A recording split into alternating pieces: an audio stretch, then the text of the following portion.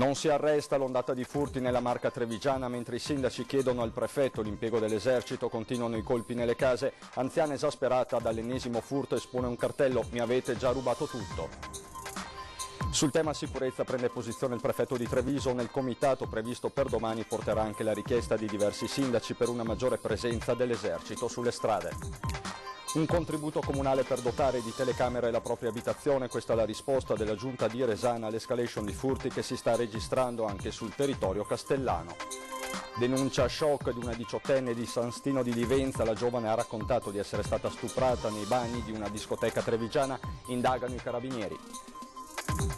Ancora maltempo in Veneto, attenzionati i fiumi e le frane in montagna, il governatore Zaia fa una prima stima dei danni dalle spiagge alla montagna, oltre $500 miliardi. È arrivata nella chiesa di Sant'Agostino di Treviso l'icona miracolosa, la comunità ortodossa si è stretta in preghiera davanti all'immagine sacra per le popolazioni colpite dal maltempo di questi giorni. Nel fine settimana a Treviso è andato in scena Cioccolato in piazza, all'inaugurazione l'assessore Canera che ha invitato i cittadini a una cultura dell'accoglienza ai turisti.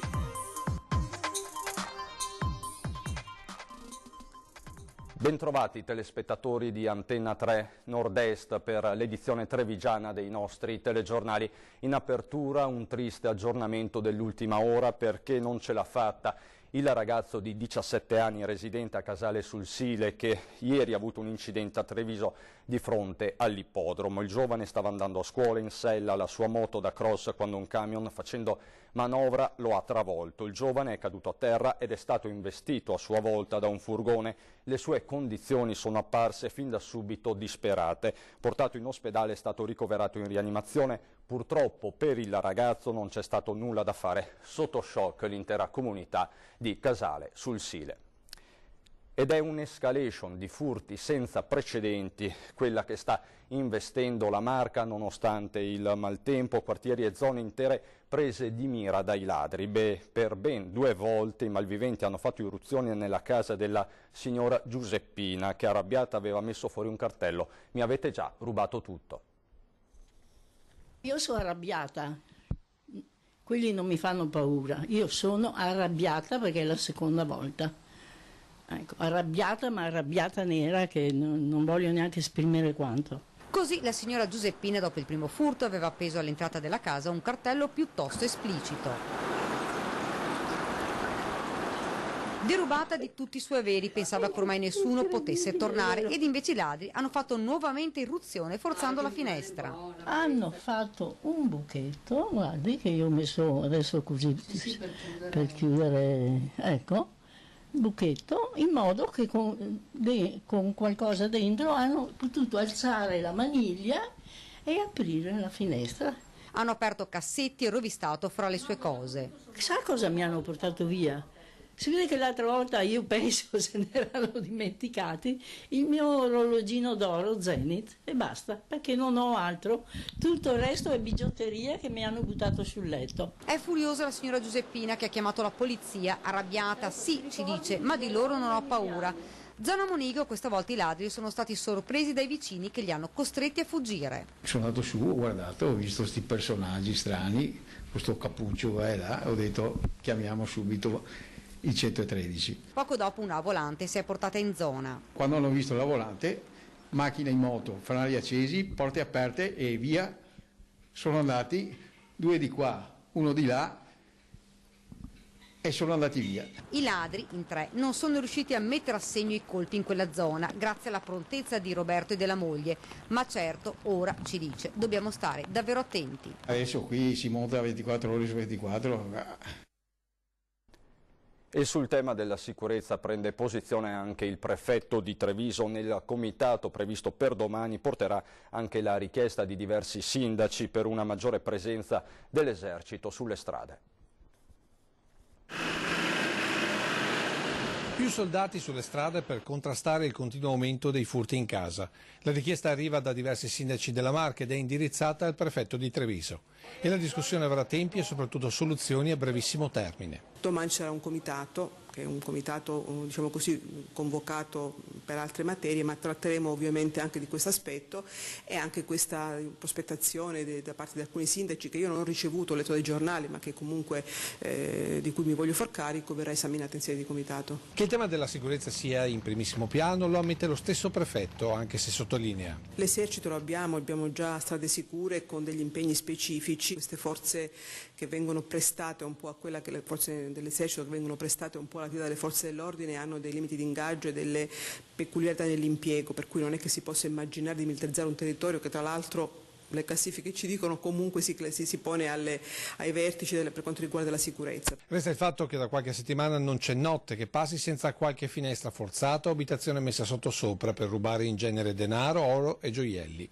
C'è un po' tutta la Marca in questo bollettino dei furti, da Treviso a Macerata, Capellammaggiore, Sarmede e Codogné, solo per citare gli ultimi comuni colpiti dai ladri. Un territorio vasto dove anche il supporto dell'esercito proprio per questo potrà fare poco. Da qui l'indicazione del prefetto direttamente ai cittadini. Qualcuno mi faceva notare che spesso magari si dice, ma non è questo il caso, insomma, sui social che si è fuori, cioè, tutto può servire per così un po' di attenzione, ma è chiaro che poi non è che si possa pensare ai cittadini che debbano in qualche modo guardarsi ultimamente le spalle, sarebbe veramente un non vivere. Poi chiaramente se nel vicinato c'è un po' di attenzione, un po' farsi carico di capire cosa succede nell'appartamento del vicino, un qualche rumore che ci mette in sospetto, magari una segnalazione tutto sommato non può che essere apprezzata. C'è una sorta di manifestazione di rispetto anche verso i vicini, spesso nella nostra vita quotidiana siamo tutti di corsa e badiamo poco a quello che ci capita attorno, ma a volte è bene un pochino, come dire, aguzzare la vista e anche l'udito e se qualcosa non va segnalarlo, perché nessuna segnalazione può essere, cioè, ogni intenzione può essere utile e comunque gli operatori di polizia sanno poi valutare al meglio e quindi sicuramente un senso di responsabilità. Dunque un vertice in prefettura per valutare l'opportunità di usare l'esercito sul territorio della Marca. A tal proposito polemizza l'associazione Furti in Corso. Ci sono sempre di più furti in varie zone, ormai non c'è più una zona più battuta delle altre e quindi è una situazione molto difficile dove vedi molto nervosismo con le persone. La pagina Facebook di Furti in Corso e adesso anche una chat su Telegram per aggiornare in tempo reale i cittadini su colpi andati a segno o tentati e su movimenti sospetti.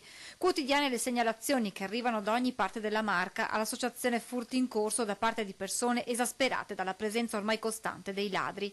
In queste settimane il presidente Cristian Demma ha bussato più volte alla porta dei municipi per chiedere una collaborazione dei sindaci, ma a parte Ponzano, Carbonera e adesso San Biagio di Callalta, negli altri casi, spiega Demma, non abbiamo ricevuto un ritorno positivo. Il problema è che fino a 3 giorni fa tantissimi sindaci e anche altre istituzioni dicevano che comunque il problema dei furti era sotto controllo. Questo spiega perché la notizia della richiesta dei sindaci alla prefettura di mettere in campo l'esercito nel contrasto ai furti abbia colto di sorpresa l'associazione e il suo presidente. Oggi mi ha molto stranito vedere la notizia di questa richiesta al prefetto. Sono stessi sindaci che fino a pochi giorni fa dicevano di avere un po' tutto sotto controllo. Ma Cristian Demma non molla e si dice pronto a tornare alla carica con i primi cittadini. Visto che hanno ufficializzato che il problema c'è ed è anche gravissimo, quindi adesso mi aspetto che ci sia anche una risposta.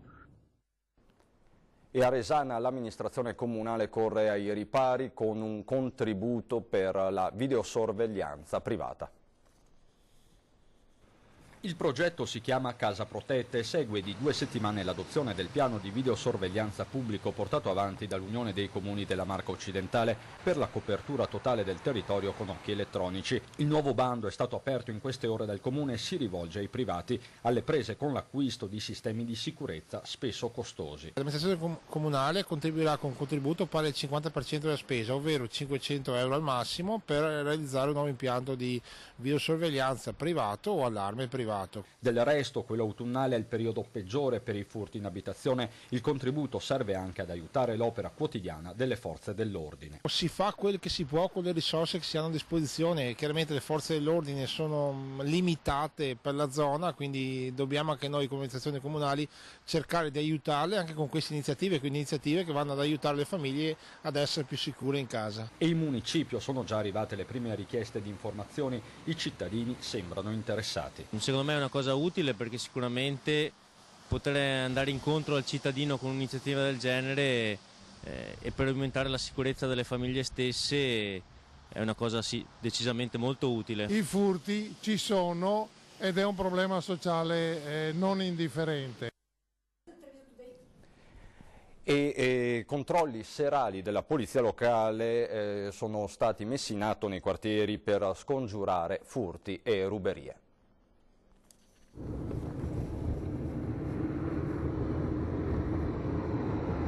Gli agenti della polizia locale pattugliano le strade di Selvana. A passo d'uomo, luci blu accese ed occhi aperti, anche una pila per vedere meglio tra vialetti ed abitazioni. È il servizio di pattugliamento e controllo delle zone ad alta densità abitativa che la polizia locale di Treviso sta portando avanti da una quindicina di giorni.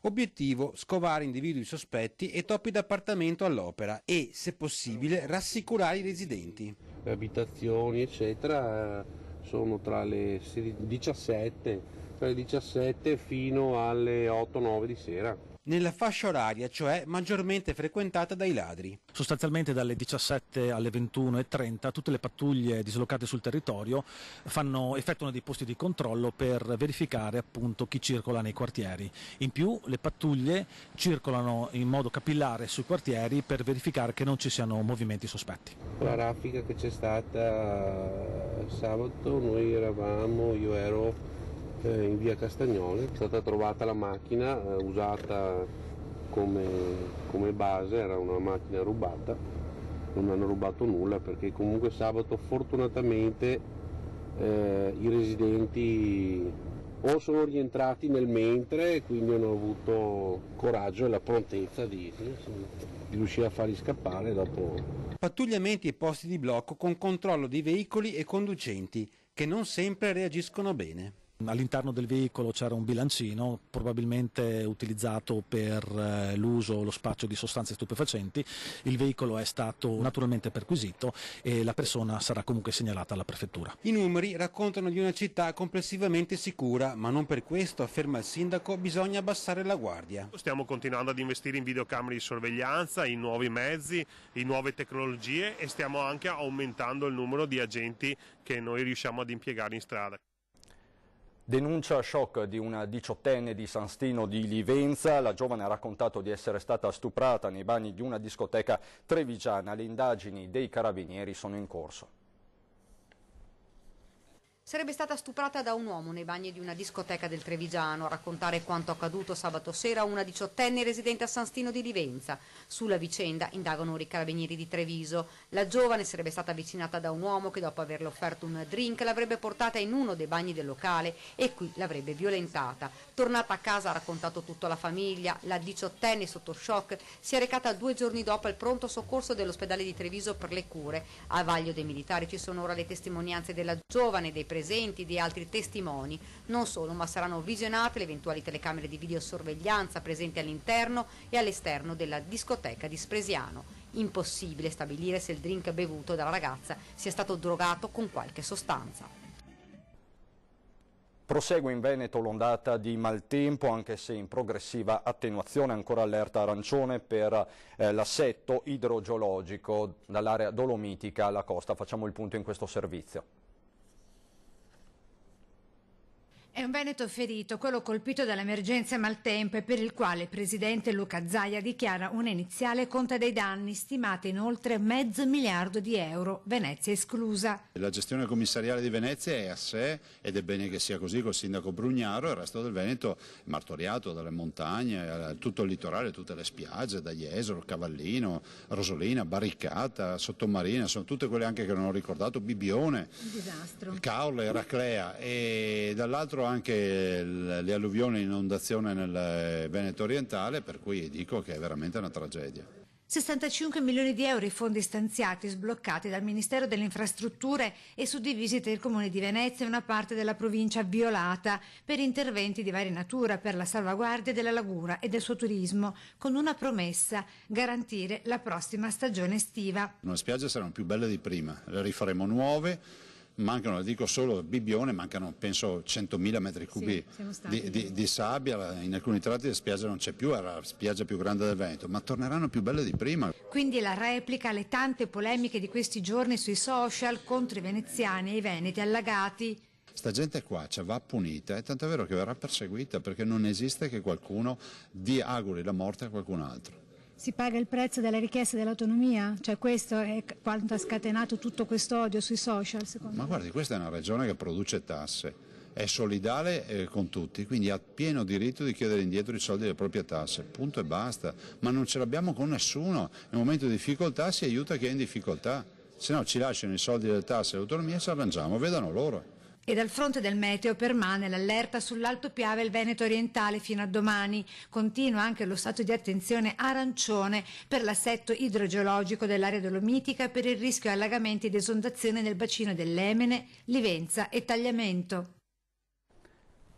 E a proposito di maltempo c'è un aggiornamento, lo prendiamo dal sito di Treviso Today. L'asfalto ha ceduto per il maltempo nella zona del supermercato Cadoro. Fatale il cedimento di un tubo della fognatura. Sul posto si sono recati in giornata i tecnici della Veritas.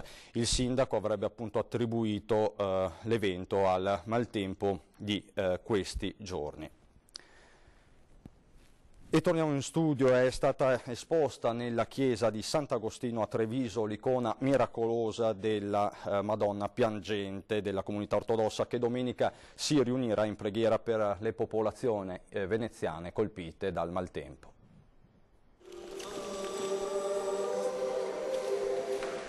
È un via vai continuo nella chiesa di Sant'Agostino di fedeli ortodossi che si inginocchiano e pregano di fronte all'icona miracolosa piangente arrivata a Treviso dall'Ucraina.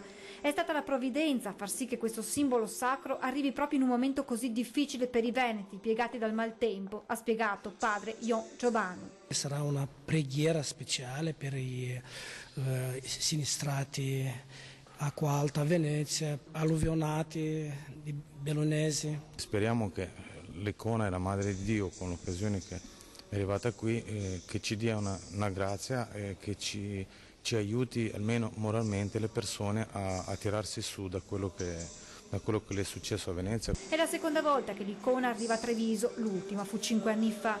La Marca è stata la tappa iniziale di un pellegrinaggio che porterà l'immagine sacra in giro per l'Italia da nord a sud per 2 settimane. L'arrivo a Sant'Agostino per celebrare i 10 anni di presenza nella comunità ortodossa nella piccola chiesa trevigiana. Domenica preghiera dei fedeli rivolta ai veneti alle prese con i danni delle piogge di questi giorni. Molti gli ortodossi di Venezia colpiti dalla devastazione dell'acqua alta straordinaria. Sarà una preghiera proprio per questo motivo.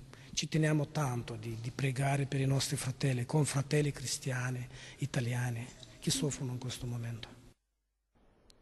Adesso c'è la pubblicità, dopo.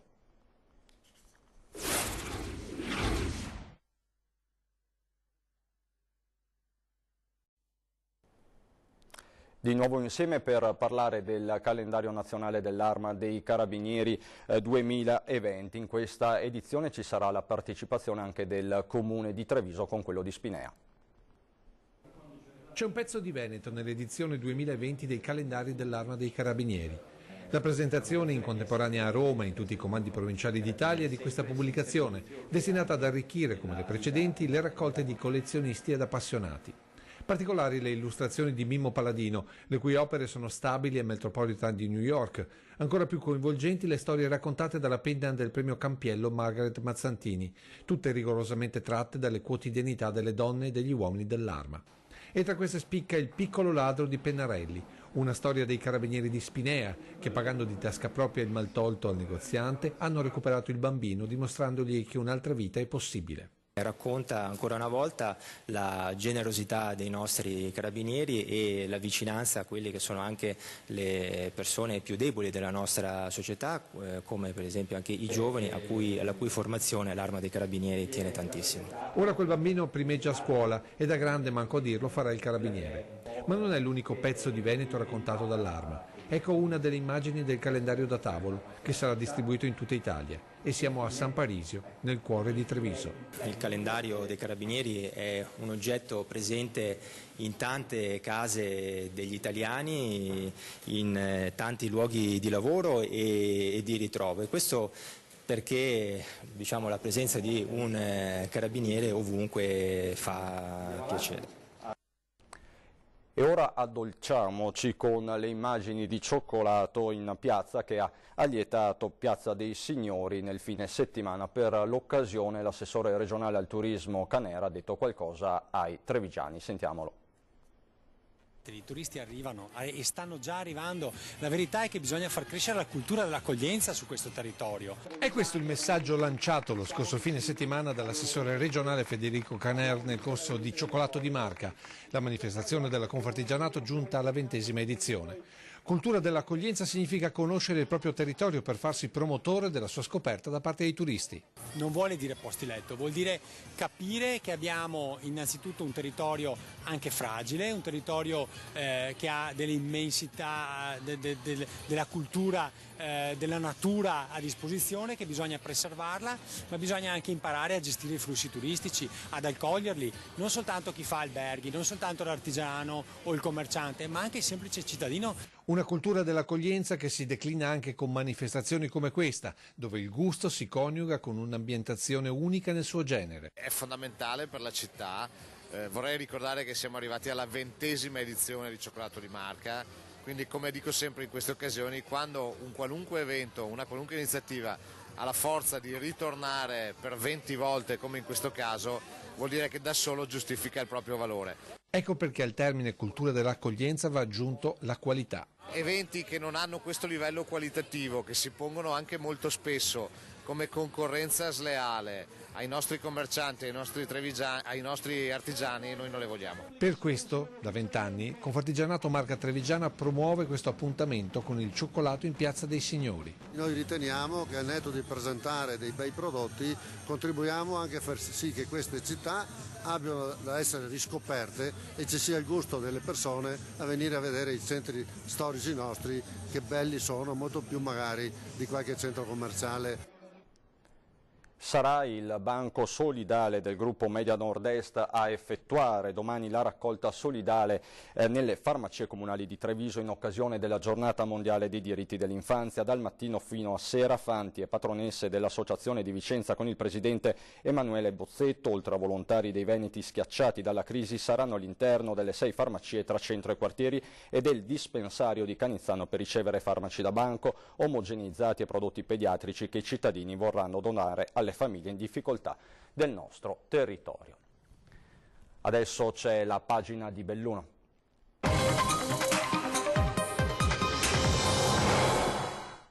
La cronaca sindacale in primo piano con l'avvertenza ACC Wambao, out dell'assessore regionale Elena Donazzan.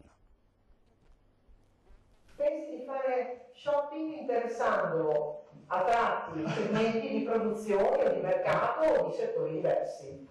Noi non possiamo svendere niente. Le istituzioni faranno di tutto per evitare il disastro economico e sociale che si profila all'orizzonte se Wambao deciderà di mollare ACC anzitempo, e cioè molto prima dei 18 mesi garantiti al tavolo del Mise lo scorso ottobre. E quando si dice tutto non si tratta di una buttata eufemistica, perché la multinazionale cinese, partecipata dalla municipalità di Canton contestualmente al disimpegno in ACC, ha messo già gli occhi sull'interporto di Padova e le banchine del porto di Venezia. Qui si fa l'ultimo compressore che si fa in Europa di fatto. Chiuderlo perché magari si sposta la produzione in Cina e poi magari portare gli occhi sul porto di Venezia, l'interporto di Padova, il porto di Trieste. Questo non può funzionare. Quasi 4 ore è durato il Consiglio di sorveglianza socio-istituzionale convocato d'urgenza dopo l'annuncio della chiusura dello stabilimento a febbraio, e la tensione si è potuta tagliare con il coltello, tanto da far saltare la plomba di Mr. Lu. Il Consiglio di sorveglianza vuole vedere i conti, sapere se ci sono soldi sufficienti per garantire le spettanze ai lavoratori e se è vera l'esistenza di un plafond contingentato già all'epoca dell'acquisizione.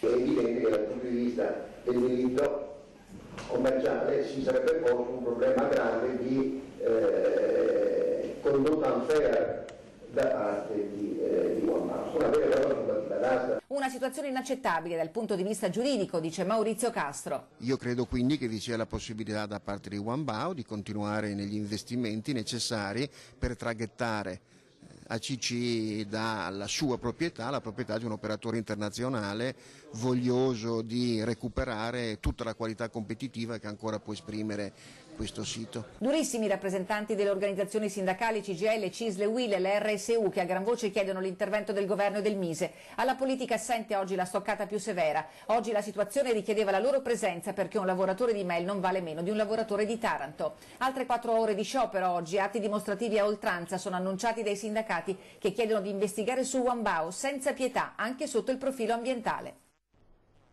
E nel bellunese ancora allerta meteo, allerta arancione, si moltiplicano gli smottamenti, è stata sbarrata la strada per Costalta a San Pietro di Cadore, siamo in Comelico, evacuate 2 abitazioni.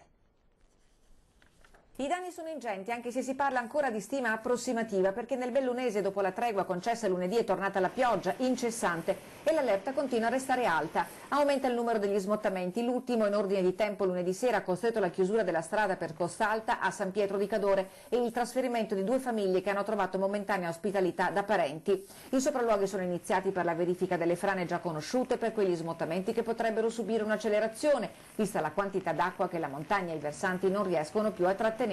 Lunedì l'amministrazione provinciale ha avviato i primi interventi disposti con la procedura della somma urgenza a Zoppè di Cadore, in località Lavara, per la pulizia attorno al fabbricato interessato da una frana e per scaricare gli scoli d'acqua, mentre a Carfone, Pisoliva, in comune di Canale d'Agoro, c'è stato il sopralluogo del tecnico incaricato della progettazione e realizzazione degli interventi dopo la ricognizione fatta dai funzionari della Protezione Civile e della Difesa del Suolo. Il geologo della provincia e un ingegnere sono stati inviati a Caprile per la prima valutazione di eventuali problemi ai fabbricati. Sopralluoghi a Calalzo lungo la strada per la Valdotene e a Santo Stefano di Cadore. Per tutta la giornata si sono susseguiti gli interventi dei vigili del fuoco, concentrati soprattutto in Agordino e nello Zoldano. Nella frazione di Santa Maria delle Grazie, in comune di Rocca Pietre, l'hotel al Sasso Bianco ha dovuto fare nuovamente i conti con l'allagamento dello scantinato e a un anno da Vaia l'esasperazione è pari, se non superiore, ai codici di allerta della Protezione Civile.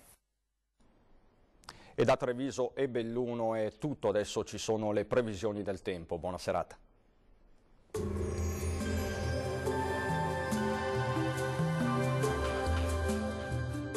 Tonus Laboratorio del Piede, centro altamente specializzato nella costruzione di plantari su misura, dedica nuove tecnologie di rilevazione dei carichi posturali per dare voce alla filosofia di benessere che lo caratterizza. Benvenuti al Meteo.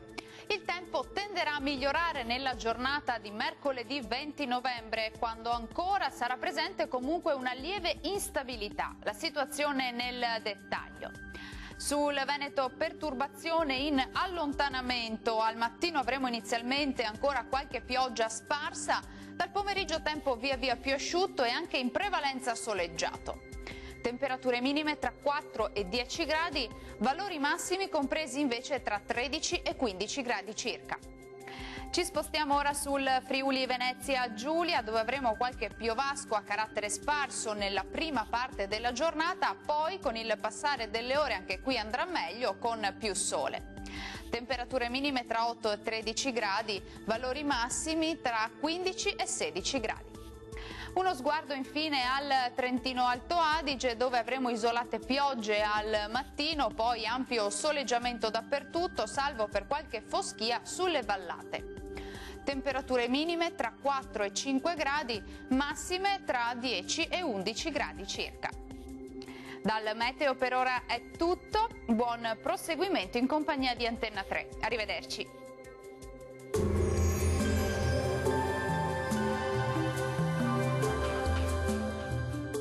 Tonus è il miglior negozio di calzature e moda comoda. Qui troverete il più vasto assortimento di calzature Fratelli Tomasi, eleganza e comodità, perché camminare è vivere.